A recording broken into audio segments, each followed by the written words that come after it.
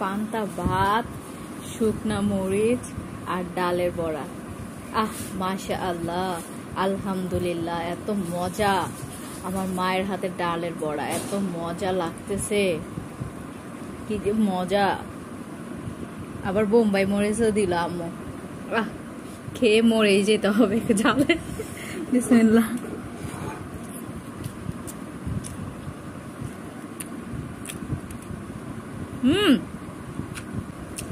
কেমন মা? আর মা, তোমার প্লেটটা দিকে আনো তো, দেখাই তুমি কি দেখাইতেছো। আর এই দেখেন মা লতি রান্না করছে, এই লতি দিয়েই তো খাইতে হবে এই বোম্বাই মরিচ।